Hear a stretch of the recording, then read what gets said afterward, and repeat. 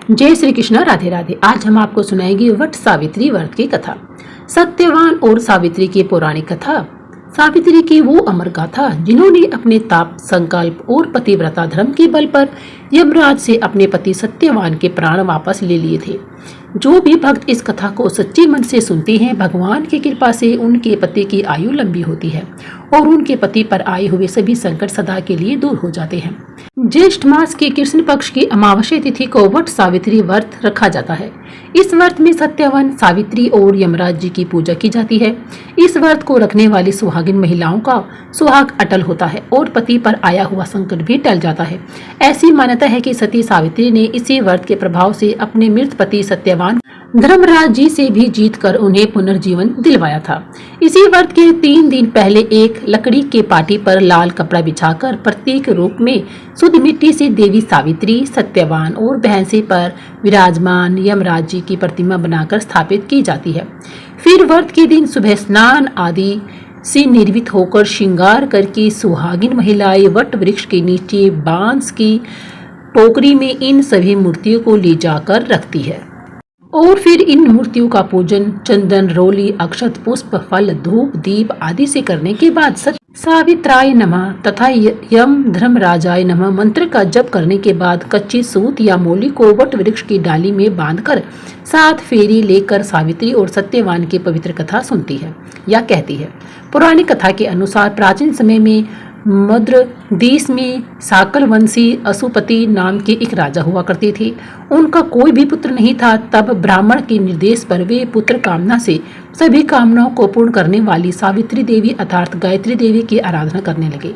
कुछ समय के बाद उनकी आराधना से प्रसन्न होकर देवी गायत्री ने राजा को दर्शन दिए। देवी ने कहा, राजन, तुम मेरी नित्य भक्त हो, इसलिए मैं तुम्हें कन्या प्रदान करूंगी। मेरी कृपा से तुम्हें सर्वांग सुंदरी कन्या की प्राप्ति होगी। ऐसा कहकर वह आकाश में बिजली की तरह अदृश्य हो गई। उस राजा की मालती नाम की पतिव्रता पत्नी थी। समय आने पर वह गर्भवती हुई और उसने गायत्री देवी के समान रूप वाली कन्या को जन्म दिया।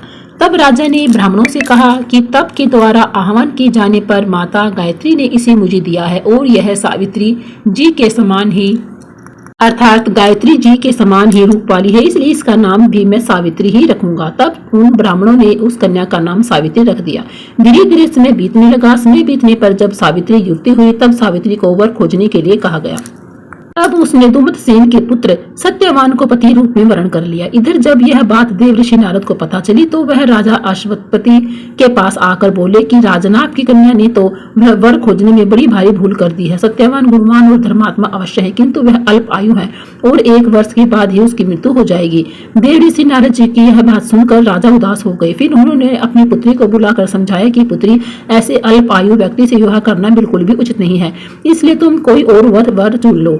इस पर सावित्री जी बोली, पिताश्री, कन्या अपने पति का वरण एक बार ही करती है, अपना वर चुनती है, इसलिए अब चाहे जो भी हो जाए मैं सत्यवान को ही वर के रूप में स्वीकार करूंगी। देवी सावित्री के इस प्रकार अपने संकल्प पर अडिग रहने के कारण आखिरकार राजा अश्वपति को उनका विवाह करना पड़ा। विवाह का सारा सामान और कन्या को लेकर वृद्ध सचिव सहित राजा उस वन में गए जहाँ अपना राज्य और अपनी आंखों की रोशनी खो चुके राजा दमतसेन अपनी रानी और राजकुमार सहित एक वृक्ष के नीचे कुटिया बनाकर रहा करते थे। इस वन में विधि विधान पूर्वक सावित्री सत्यवान का विवाह कर दिया गया। वन में रहते हुए अत्यंत कष्ट पाकर भी सावित्री अपने नेत्रहीन सास, ससुर और पति की सेवा में लगी रहती थी।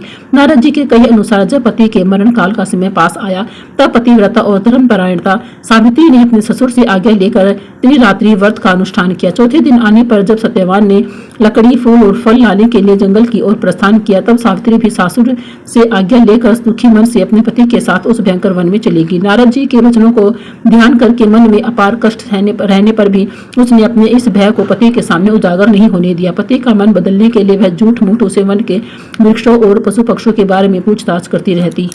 सूरवीर सत्यवान उस भयंकर वन में विशाल वृक्षों, पक्षियों और पशुओं के दल को दिखला कर थकी हुई कमल के समान नेत्रों वाली राजकुमारी सावित्री को आश्वासन देते रहे। इस प्रकार से कुछ समय बीतने पर सत्यवान ने कहा, सावित्री, मैं फलों को इकट्ठा कर चुका और तुम फलों को चुन चुकी हो, लेकिन अभी ईंधन के लिए लकड़ी का तो कोई प्रबंध नहीं हुआ है, इसलिए तुम इस वट वृक्ष की छाया में बैठकर थोड़ी देर प्रतीक्षा करते हुए विश्राम कर लो। सावित्री बोली, जैसा आप कहेंगे मैं वैसा ही करूंगी, लेकिन आप मेरी आंखों के सामने से दूर मत जाइए, क्योंकि मैं इस घने जंगल से डर रही हूँ। सावित्री के ऐसा कहने पर सत्यवान उसके सामने ही कुछ दूरी पर लकड़ियां काटने लगा। लकड़ियां काटते हुए अचानक सत्यवान के सर पर पीड़ा हुई। पीड़ा से व्याकुल होकर अपनी पत्नी के पास आकर वे बोले, सावित्री, इस परिश्रम से तो मेरे सर में बहुत अधिक पीड़ा हो रही है। ऐसा लग रहा है जैसे मैं अंधकार में जा रहा हूँ। इसमें मैं तुम्हारी गोद में सर रखकर सोना चाहता हूँ। सावित्री से ऐसा कहकर सत्यवान उसकी गोद में सर रखकर सो गई। जब सत्यवान सो गए तब राजपुत्री सावित्री ने उस स्थान पर स्वयं धर्मराज जी को आते हुए देखा, जो नीलकमल के समान श्याम वर्ण से सुशोभित और पीताम्बर धारण किए हुए थे। उनके पीछे मृत सहित काल भी था।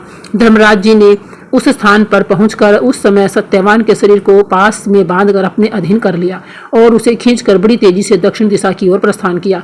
पति को प्राण रहित देखकर सावित्री जाते हुए धर्मराज जी के पीछे पीछे चलने लगी और कांपते हुए हृदय से अपने दोनों हाथ जोड़कर बोली, माता की भक्ति से इस लोक, पिता की भक्ति से मध्यम लोक और गुरु की भक्ति से ब्रह्मलोक की प्राप्ति होती है। जो इन तीनों का आदर करता है उसने तो सभी धर्मों का पालन कर लिया। जिसने इन तीनों का आदर नहीं किया उसने तो किए हुए समस्त पुण्य कार्य भी निष्फल हो जाते हैं। पुरुष के सारे कर्म माता पिता और गुरु इन्हीं तीनों में समाप्त हो जाते हैं। तब यमराज जी ने कहा, सावित्री, तुम हमसे जिस कामना को पूर्ण कराने के लिए आ रही हो उस कामना को छोड़ कर दो और यहीं से वापस लौट जाओ। सचमुच संसार में माता पिता और गुरु की सेवा से बढ़कर कोई अन्य धर्म नहीं है। तुम्हारा पति गुरुजनों की पूजा में निष्ठा रखने वाला है, किंतु तुम्हारा इस प्रकार से मेरे पीछे पीछे आना मेरे काम में बाधा डाल रहा है, इसलिए तुम लौट जाओ। लेकिन सावित्री बोली, हे धर्मराज, जो स्त्री का पति ही देवता होता है, पति ही उसको शरण देने वाला होता है, इसलिए साध्वी स्त्रियों को अपने पति का अनुगमन करना चाहिए। पिता, भाई और पुत्र परिमित संपत्ति देने वाले होते हैं, किंतु पति अपरिमित संपत्ति का दाता है। भला ऐसे पति की कौन स्त्री पूजा नहीं करेगी।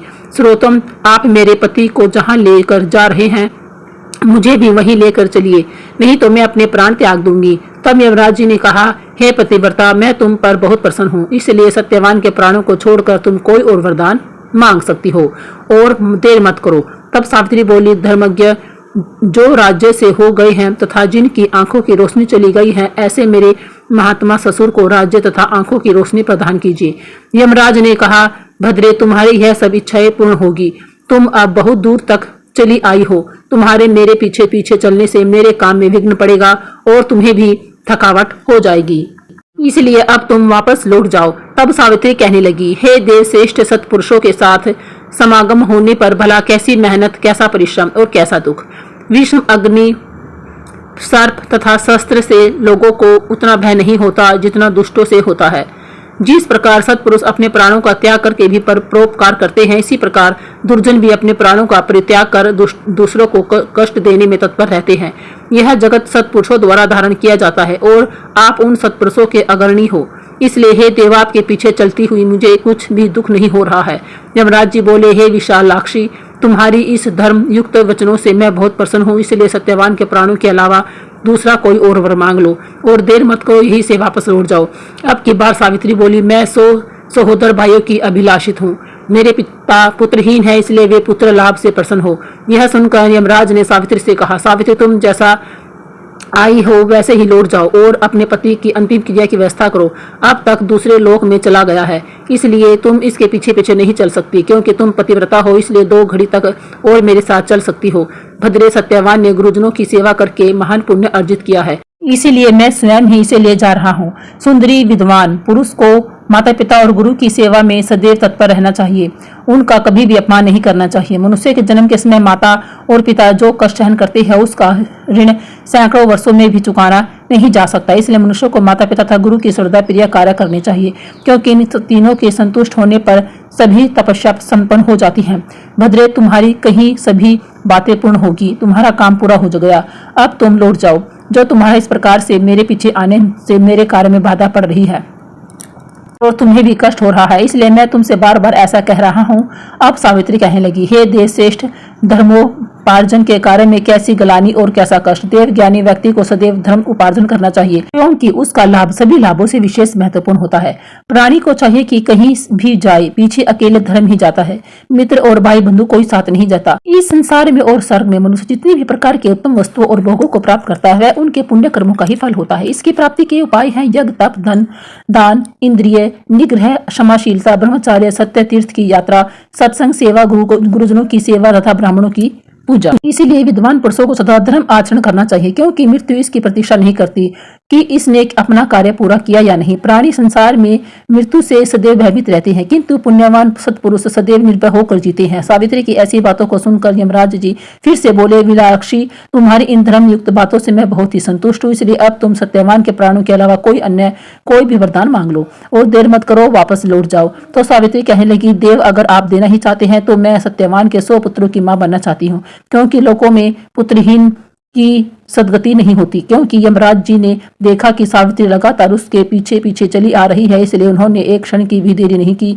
और बिना देरी करे, सावित्री, अब तुम शेष कामनाओं को छोड़कर वापस लौट जाओ और मैं तुम्हारी यह इच्छा अवश्य ही पूर्ण करूंगा। तब सावित्री ने कहा, धर्म अधर्म के विधान को भली भांति जानने वाले देव, आप ही जगत के स्वामी हैं, क्योंकि आप कर्मों के अनुरूप प्रजाओं का नियमित करते हैं, इसलिए यम राम नाम से पुकारे जाते हैं। क्योंकि आप धर्म पूर्वक सारी प्रजा को आनंदित करते हैं, इसलिए लोग आपको धर्मराज नाम से पुकारते हैं। मरने पर लोग अपने सत असत दोनों प्रकार के कर्मों को आगे रखकर आपके पास जाते हैं, इसलिए आप मृत्यु कहलाते हैं। सभी प्राणियों के क्षण काल आदि से समय की आप गणना करते रहते हैं, इसलिए तत्वदर्शी लोग आपको काल नाम से पुकारते हैं। देवताओं में श्रेष्ठ है धर्मराज जी, आपकी शरण में आई हुई मुझ दुखिया की रक्षा कीजिए। और अभी अभी आपने मुझे सत्यवान के 100 पुत्रों की मां होने का आशीर्वाद प्रदान किया है और आप मेरे पति को लेकर जा रहे हैं। मैं पतिव्रता स्त्री हूँ, ऐसे में मैं अपने पति के बिना 100 पुत्रों की मां कैसे बन सकती हूँ। तब यमराज जी बोले, हे धर्मज्ञ, मैं तुम्हारी स्तुति और भक्ति से संतुष्ट होकर मैंने तुम्हारे पति सत्यवान को मुक्त कर दिया है। अब तुम सफल मनोरथ होकर वापस लौट जाओ। यह सत्यवान तुम्हारे साथ 500 वर्षों तक राज्य सुख भोग कर अंत काल में स्वर्गलोक जाएगा और सत्यवान तुम्हारे गर्भ से 100 पुत्रों को भी उत्पन्न करेगा। वे सब के सब देवताओं के समान तेजस्वी और अक्षत्र राजा होंगे। ऐसा कहकर यमराज जी सत्यवान को छोड़कर काल तथा मृत्यु के साथ वहीं अदृश्य हो गई। इसके बाद पतिव्रता सावित्री वहां से जिस मार्ग से गई थी उसी मार्ग से लौट कर उस स्थान पर आई जहां सत्यवान का मृत शरीर पड़ा हुआ था। तब सावित्री पति के नजदीक जाकर उनके सिर को अपनी गोद में रखकर पहले की तरह बैठ गई। उस समय सूर्यदेव अस्त हो रहे थे, अर्थात अस्त हो रहे थे।